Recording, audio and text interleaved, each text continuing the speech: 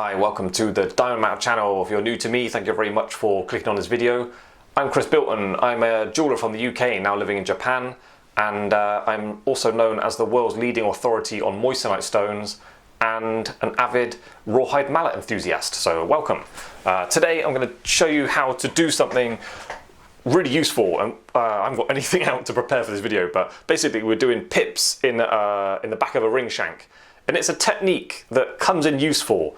It's not ideal, but it does help people out wearing their jewellery, because some people have a really bony knuckle, like a really big bony knuckle, and then it goes thin after the knuckle, so they struggle to put their ring on, and then the ring is all just loose and spinning around on the finger. A way to kind of fix that problem is putting two little pips in the back of the ring shank. They can still get it over the knuckle, and then the sort of pips stick in the fleshy bit of the back of the finger, so it's got a bit of grip, basically, is all it's doing.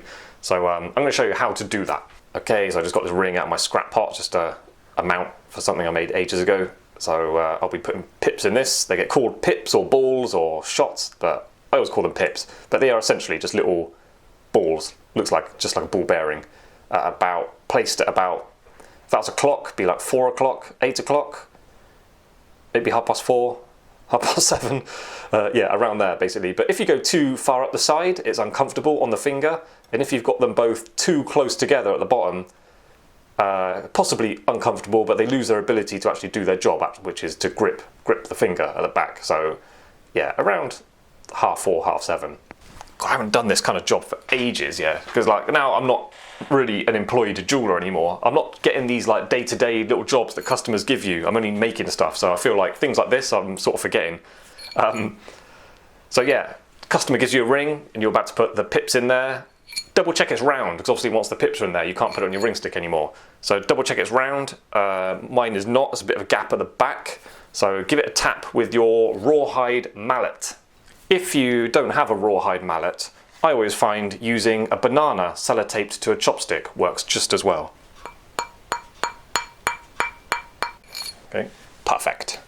Right, so thinking about working in platinum, which I did mostly in my career, getting a polish is quite important before you put the pips in. So I would give it a whiz if it needs it. Maybe it doesn't need it if it's straight from a customer's hand. Yeah, give it a light polish inside, because it's easier to get a nice finish on there without the pips in first.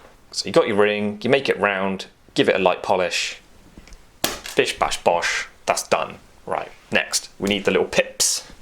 Okay, so we need the pips. I've just got a bit of wire. I'm going to cut a little length off and then melt that up. But one kind of intelligent thing to do is if you've got a stash of jump rings, sometimes melting up a reasonably large jump ring ends up quite a good size for a pip, and then obviously you just got two of those, and then you end up with the same amount of metal in each one. So it's important you get the pips the same size. I tend to never have any jump rings available, so I just cut off little lengths of a bit of wire, and this bit of wire looks like about 1 mil or something. Yeah, it is literally exactly about 5 mil, maybe 6 mil long, like that. Seeing that? Snip that off. Snip 2 of those off. If you melt them and they're slightly, well, noticeably different, I would just file one a little bit and remelt it. It's not a lot of work, just to take some of the amount of metal off. So 2 bits of wire. They're similar in size. They're not exactly the same, but I think I might get away with it. I like to flux them first before I melt them up. Helps them just flood a bit nicer.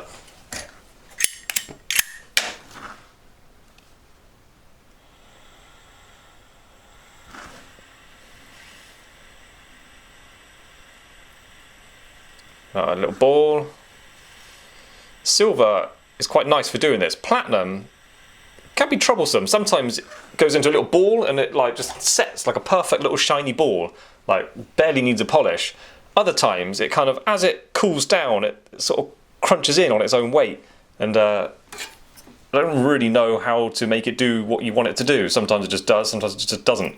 So I just keep experimenting with bit of flux, trying to remelt it and just trying to get it to sit the same. Some people put a little dip in a charcoal block. I don't think that's necessary at all with this kind of amount of metal.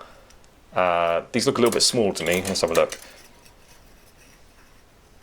Yeah, they might work. Yeah, they're possibly borderline a little bit too small, but they are going to work. So how do you know when something's too big or too small? Like this, I think is borderline too small because I'm just thinking about the size of it. Is it looking like it's going to be uncomfortable pushing into someone's finger? That's all really got in my mind. And if it's too big, placed inside the shank, it'll be sticking out over the sides. It's going to be like way too big. Obviously the width of the rings are going to differ that you put them in. If it's a really thin band, you're going to have to go over the edge a little bit. Like something like this, if I went over the edge, that would just be way too big. This is where it gets a bit fiddly. So I take one. These pliers I like to use. A bit sharp, but not really sharp. I've got to turn that over. Hold it, so where I milled it up, the bottom is now facing up. Sticking up above your pliers, because I'm about to file it. I suppose a paper disc might be good for doing this. Yeah, file anything with a flat.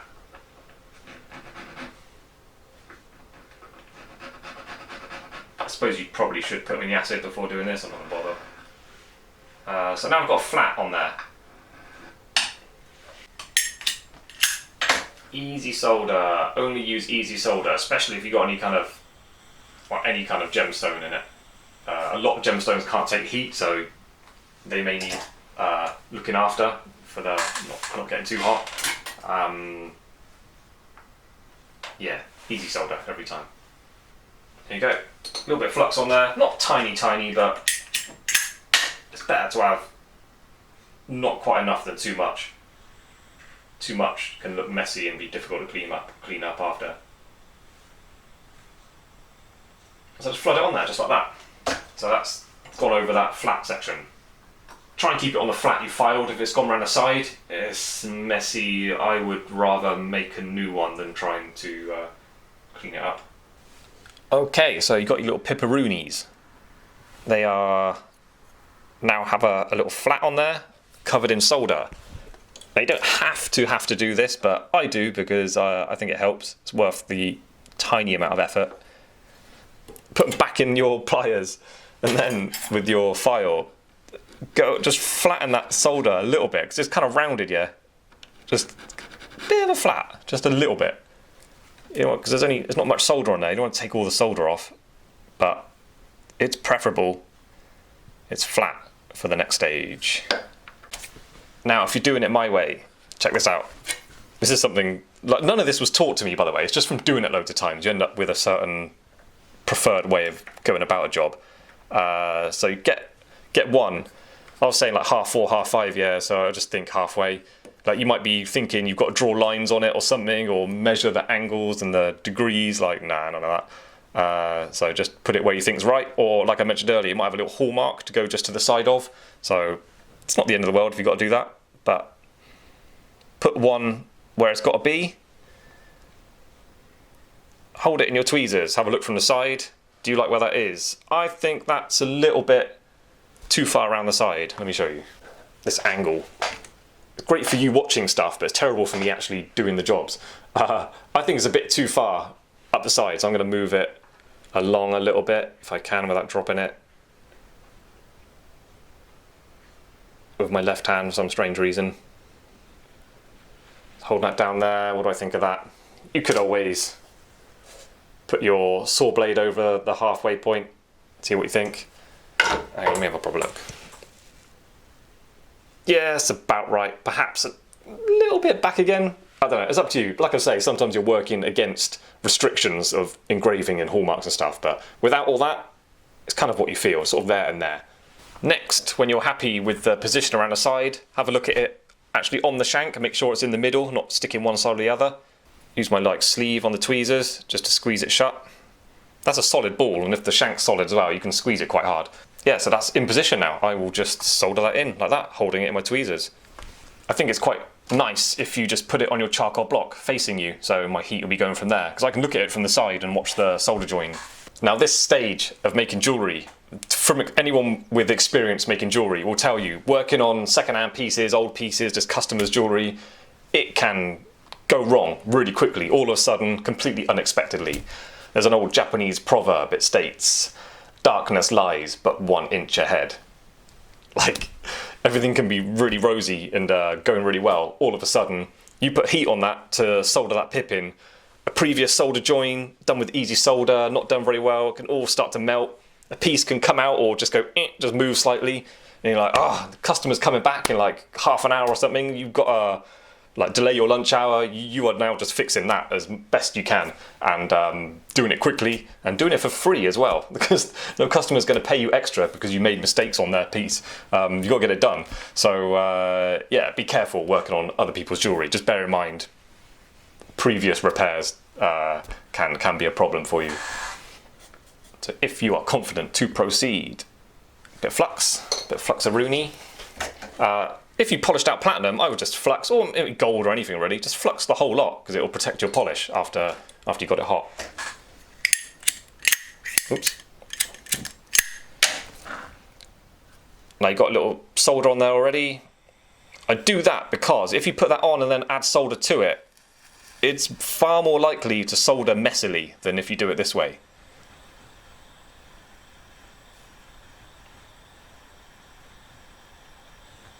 It's a silver, so I'm having to do the whole heating malarkey.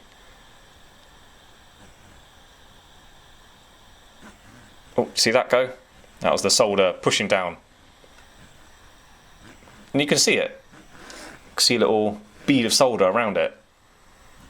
I'll flood it a bit more. There you go, there you go. Be careful picking your tweezers up, because you've just been blowing fire all over them. Usually kind of alright. Let's let go of them gently. Put those down so they're not in your way. Have a look at your join. Should be solder. A nice, neat bead edge of solder all the way around it. Let me show you mine. Not sounding awkward. Not too much solder, but not way too little either. But yeah, I'm quite happy with how that's joined on. If you've got like holes around the inside of your ring shank, they can be a bit of a problem because solder can go into the sort of set-in hole rather than around the pip, but it's just little things you got to deal with as you get on with it. If you really feel like you've got to put more solder on, just put it on right there, only there, and then feed it in. Don't try and put it on the inside of the shank, because you risk it going all over the inside of the shank or just going a bit wrong, so only there. Okay, so the other one is all like ready to go. If you fluxed it all before you heated it, it should be ready to go. Like, you don't want to be having to buff out the inside again, because remember, you polished this, so it's a shame to get it all papered again. Now, you might be thinking, you've got to mark halfway and then measure the distance with dividers and stuff. Nah, you've got to measure nothing. Put that kind of where you think it might be correct. Back in the tweezers, and just have a look from the side. Mine's a little bit out. Okay, hold it that way up so it's got its weight there. Move it down a bit. Oopsie daisy. I think I moved that way too much. That's not as bad as I thought. I did move it a bit too much. So basically I'm adjusting it, looking at it from the side. Do they look evenly from that middle point?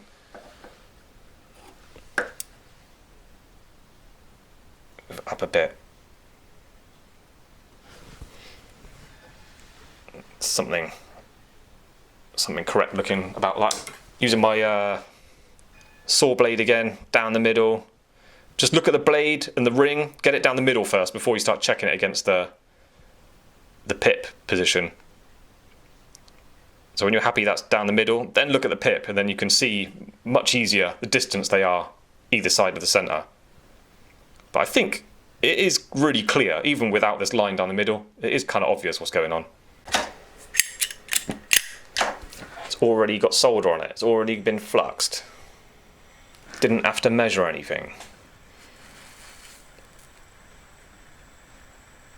You sort of figure these things out slowly over the years. It's not as if you do one every day. You do them every like few months or whatever. So you don't even get to practice these things. That's why you accumulate these skills really slowly. But I think this channel is going to be good for a lot of people, because I get to just put on a video stuff that took me years to figure out. Not necessarily difficult, but just the knowledge comes to you slowly over many years.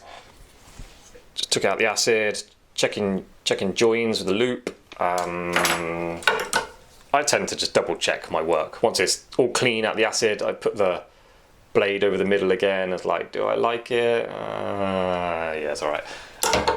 If it's a little bit rough, sometimes your pips are a bit rough, like they didn't melt up too nicely. Touch them with a paper whizzer. Try not to hit the inside of the shank because you polished it. Should be nice and round if you already did that. So I would move on to like finish the whole ring. Like if you're charging kind of normal amount of money, like I'd imagine, I mean, no matter what the ring's worth or what it is, doesn't matter. They're paying you for 2 solders, the bits of metal, your skill, time and ability to actually do it. It's a kind of while you wait job as well. You can promise it certainly the same day for someone. That's worth money, like at least £100, at least. Like plus £100 plus tax. Like, I mean, I think where we worked, it was like more like 300 quid to do that. And it's amazing how people with like rings worth 10, 15 grand, like are shocked at having to spend like a few £100 on the upkeep of their jewellery. Anyway, so yeah, to get your money's worth, do the work in, but then give the whole thing a polish. Don't go mad, give it a light polish.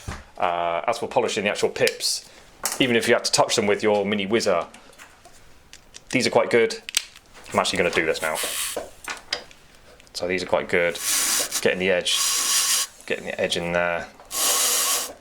I'm just thinking about hitting the balls while simultaneously bearing in mind wearing out the corners of the inside of the shank and stuff. So not too much. Next, these are good. These bristle brushes, pencil brushes I think they're called in the catalogues.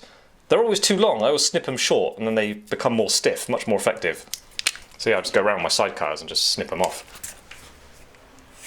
Only when it comes to use them, because maybe one day you need them long for some reason, don't know why. Yeah, stabbing them with these is always good. Work around it. If you've got a bit of a messy solder join, the old rubber wheels I was going about, the old rubber discs, see if you can get one in there and just hit the solder a little bit before you go on to polishing. Should already be nice and polished inside the ring. Then I go on to one of these ones with green. I never use red for this kind of stuff because red rouge just gets really airborne, really sticky, horrible polish. Don't like it. But it does brighten up silver better than other polishes. But I'll use it as like a finishing polish rather than doing the majority of work with it.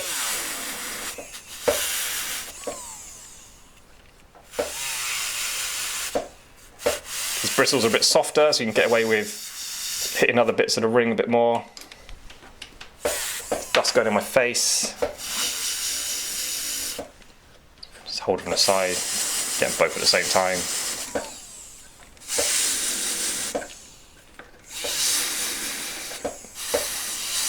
Okay, next, polishing motor. Right, the ring shouldn't need a lot of work because you polished it before the pips are in, and now you've just bristle brushed the pips. Just give it a light little freshen up inside. I use this cotton wool roll. It's quite good for finishing off the inside of rings. I'm going to do a polishing video soon. I know quite a lot about polishing. I've never really spoken about it on the channel. Bit of spit. Be careful of COVID. Spin it first. That goes on there. Potentially dangerous. Maybe don't do this. There's my polish. Bit green. You haven't got any scratches or anything to remove, so it should be quite quick and easy. And obviously they could catch, so you've got to hold on tight. Just go over it.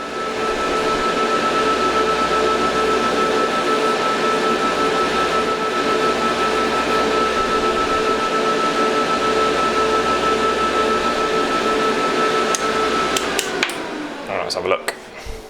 So there you go. That's how I put pips in and then finish them nicely. This one's not perfect. I didn't go to town really polishing it inside, but there's no reason why you can't get it all polished like to perfection, like, and then have it soldered on and just everything polished really nice. Even your solder joint around the bottom of the pip can be polished. No reason at all why you can't achieve that. Okay, so I'll end it there. I hope you liked the video, and I'm sure all jewellers have their own ways of doing that, but in my job, I was always pushed to work quickly and end up with a really good finished result. So this kind of job is always like customers coming back before lunchtime kind of job. So you always got to work really quickly. So that's why I try to come up with like actual methods that work, not just the techniques, the actual methods, the kind of the routine of doing stuff with the specific tools and the specific order, the way I do stuff. So that's what I developed over the years. So there's no reason why you can't finish a ring perfectly with its pips in. And if a customer comes on, they try it on, they think it's a bit uncomfortable, the pips are a bit big, you can file them down. Like, just do it carefully with your square needle file, maybe I'll start off with. Try your best not to touch the inside of the shank, but you can file it down. It won't be round anymore, but just file it that way, and then you'll end up with a little sharp edge, so just take that edge off. Definitely rubber wheel is going to come in useful for getting rid of the file marks after, and then you're going to have to just polish it, best pos afterwards. Yeah, they won't be round anymore, they'll just be flattened. Had to do that a few times. Like one lady came in, the ring was swinging around on her finger, put the pips in, pips too big, took them down, tried it, no, took them down more, tried it, no, took them down, to the point that almost nothing, and in the end she just said, probably I'll just get on with it without the pips. So we kind of laughed, but what a total waste of time. Putting the pips in and then just filed them down to nothing, and then ended up just filing them out and polishing it and giving it back to her. But yeah, there you go. Anyway, that's how I work with them. All right, new patrons. It's March now, so we've got a few new patrons. I've got Jennifer, Jacqueline, Gabby D, and then, I mean, this person's name begins with an X. How can I pronounce that? Srim. Thank you, Strim. Gail McNeese, thank you guys, I really, really appreciate that. Moving along really nicely, and got some new stones recently, ordered a few new bits, so it's all working like a kind of business, I have to call it, like a sort of machine. I put the videos out, people learn from them, they appreciate it for the content, they give me a bit of money, and then I spend that money on doing more stuff for new videos, so it's all working quite nicely, so I'm really enjoying it. So yeah, thank you guys, really appreciate that. If you're interested in becoming a patron, I'll put a link in the description. There's a few benefits of becoming a patron, you can read about that. And yeah, I hope you join me, I hope you like the video if you're new to the channel, and I hope you join me again for the next one. See you next time, bye. Where is my rawhide mallet anyway? Must have thrown it away.